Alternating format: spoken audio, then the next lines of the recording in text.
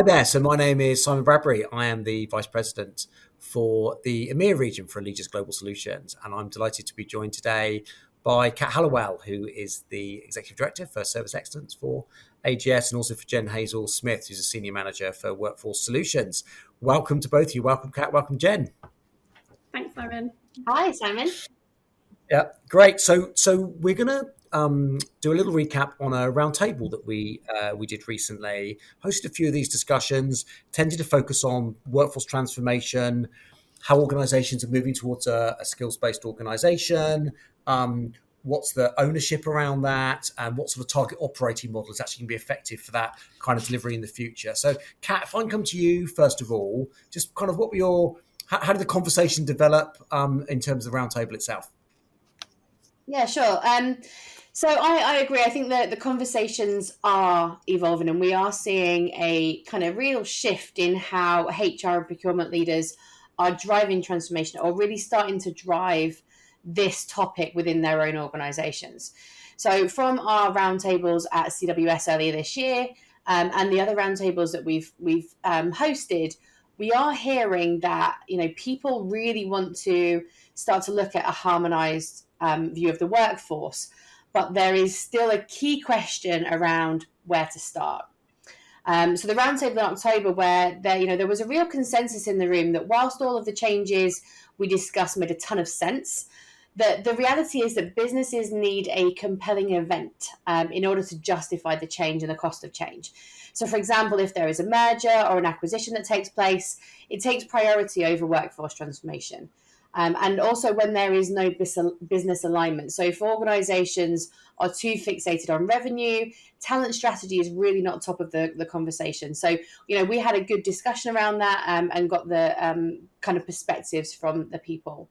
One thing I would say is, for the purpose of this recording, I think it would help the viewers if we could cover the new target operating model that you positioned that day, Simon. Yeah, thank you. So the workforce target operating model that we talked about was really, how do you structure the organizational design and the technology ecosystem to make the topic a reality? And we've really kind of got a point of view of that we talked about.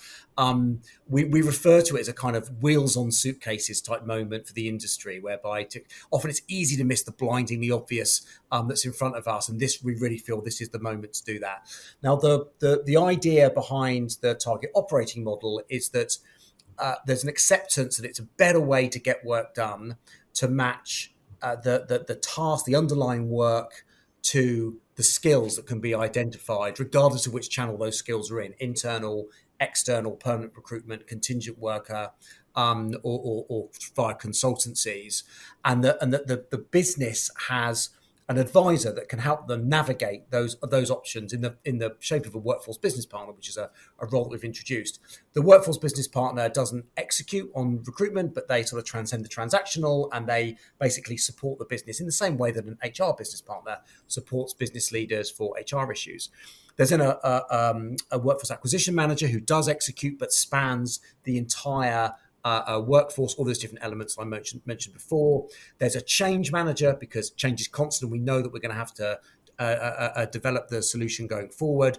And there's also sourcing that still exists. And again, sourcing could come from any of those channels: internal, external, non-permanent, permanent.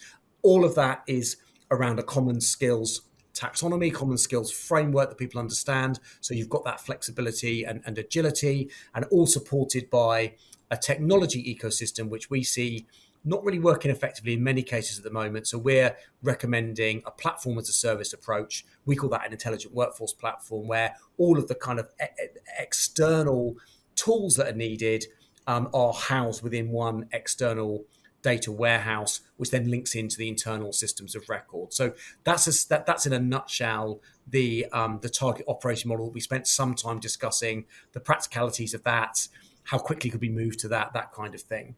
To move the conversation on, there was other areas that we talked about, though, and I know that one bit that we talked about and spent some time on was AI. We kind of positioned that in addition to kind of moving to skills-based organisation, the next and other great topic that's out there at the moment is how do organisations take advantage of the benefits of artificial intelligence that are coming. Jen, do you want to cover off what you saw from that and the topics that were discussed on the AI area? Yes, absolutely. Thanks, Simon. So there was a lot of enthusiasm around AI, but people felt that the approach that has been taken by companies is a conservative one. And this was primarily due to the concerns around legislation and data privacy, and also some concerns on security that they felt needed to be addressed. There was a strong feeling that generative AI is absolutely critical and critical to organizations moving forwards. And actually, that caution wasn't necessarily a bad thing. And actually, it pushed those creators to become compliant with regulations around data, for example. Another thing I think that came across was that AI, particularly generative AI, is absolutely critical and critical for companies moving forward. And that actually, whilst it is critical, it's not going to be adopted quickly. It'll probably be a gradual approach, and that it's not a silver bullet. What it will do, though, is speed up activities for people, so the things that people don't necessarily like doing or that are repetitive and can be done by the AI, but it won't replace people. And I think that was a really important fact that came across in the meeting.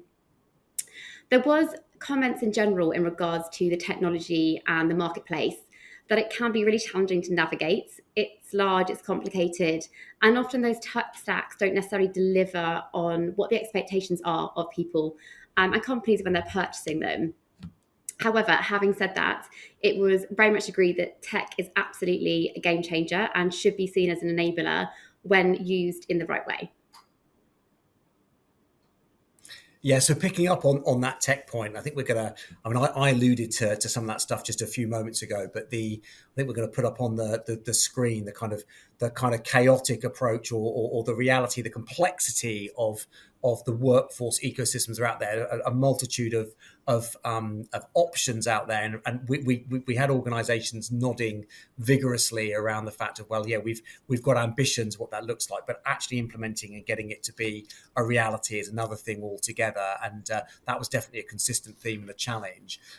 Kat, we've talked about kind of the topics and kind of with the areas of agreement. Were there any areas that you kind of people were talking about, maybe either competing or conflicting interests within their own organisations or different points of view around the room? Any areas of interest like that you can pick up on? Yeah, I think the competing strategies and conflicting internal strategies was a key topic of conversation that I wanted to make sure that as a collective group that we were able to have. And the reason behind that is, going back to kind of what I was saying around the harmonization is generally people are agreeing that this is a great idea, but not, either they're not sure where to start or they're not having the traction. So the conversation around, what else is happening that is either taking away from the focus in this area, or the other kind of conflicting strategies. I mentioned the mergers and acquisitions a second ago, but all of the other things that are on the board's mind that means that this isn't getting the focus necessarily that the people in the room are trying to achieve. You mentioned the technology in there as well, and I think the technology is a key part of it. So a lot of the time when we're looking at the actual technology ecosystem that exists within organizations, the lack of kind of integration and the recruitment tech, the complexity around that is really posing a significant challenge for organizations, and being able to actually have alignment on an agreement on priorities supported by kind of that platform approach really allows people to kind of look at how they can kind of move forward. So, TA is generally recognised, but certainly by the people in the room, is potentially often an afterthought. Where as organisations are looking at their strategies, being able to actually look at the TA and the workforce as a priority is just not something that people are saying is happening consistently. And then the final thing is it's really hard. So when people were talking about the work that they want to get done in this space, it is recognized this isn't an easy overnight shift. This is a long-term journey. So, it does need the executive buy-in. It does need to be seen as a strategic imperative for an organization. And we talked around, kind of compelling events, and those things are really important in order to kickstart that kind of transformational journey. And Kat, before I sort of bring things to a close, just one question to follow up on that. You mentioned about the executive kind of board buy-in. What sense did you get that what progress were the organisations in the room making on that? Were people at different stages? How would you summarise that people were with kind of executive board buy-in to actually make transformational change? So I think this is really interesting because there is such a wide disparity in terms of where organizations are. You have some organizations where, you're talking to them about getting by and they're kind of like, we've already got it. Like the board are telling us to move because it's impacting our ability to meet our business objectives. And then you have other organizations where it's not really a topic of conversation. And that is, when we're talking around the compelling event, there is a lack of kind of business urgency around addressing some of these challenges. So it kind of goes all the way from kind of one element where, it's an absolute business priority, it is a topic of conversation that people are really proactively trying to address, to is something that people maybe have heard about, but it's not, there is no necessarily strategic planning, and then everywhere in between. And I think that that's the probably the thing that we've seen change over the kind of past 12 months is the more people that are involved in these kind of conversations and actually having the executive buy-in, that group is increasing. So it is becoming more of a topic, still not consistently across the board, but I can certainly see the shift.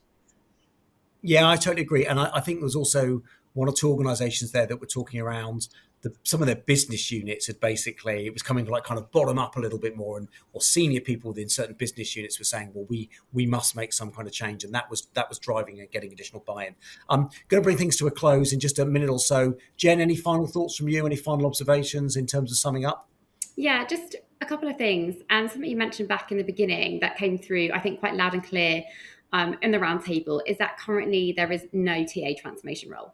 And that's something that would need to change in organisations and to actually adopt having that role. And something Kat just spoke about as well, that compelling event. And that actually a lot of organisations say that they need that compelling event to happen in order to put this at the forefront of the agenda. However, what I would say is that is a risk to wait for that to happen. And then actually we need to move faster than that. So the time would, in my opinion, would be now. And I really hope that people left the roundtable with good ideas on how to approach workforce and workforce transformation and how to become a skills-based organisation moving forwards. Yeah, thank you. I'd agree with that. And my final closing thoughts would be, so in terms of what I took away, what I remember from the session itself is that, first of all, you can't underestimate just how big the transformation is and what's actually needed. What we're talking about is actually a really, really big scope that is something that impacts the whole organisation, even though the topic is kind of workforce specifically. But the kind of the pot of gold, the opportunity from a productivity perspective, the evidence that's out there is just enormous. Yes, we're seeing organisations make the move when there's that compelling event that something happens, might be business, might be something happens to an organisation overall, but really the size of the prize is so big that organisations should go there. One final plug I'm going to make, in terms of summing things up, we have written, I wrote in conjunction with my colleague Bruce Morton an article that was published in MIT Sloan Business Review recently, which really sums up, it's only a 7-minute read, really sums up some of these points. We're going to put the link on this video as it's going out. Please have a read of that as well. It really kind of brings together some of the topics and puts them out there for discussion. Other than that, I just want to say thank you to both Kat and Jen for that. Thank you for the summary. Thank you to everyone that attended the roundtable as well. I know this is going to be an ongoing conversation. Look forward to continuing the conversation with organisations over the following months and years. Thank you very much to both of you. Thanks, Simon. Thanks, Simon.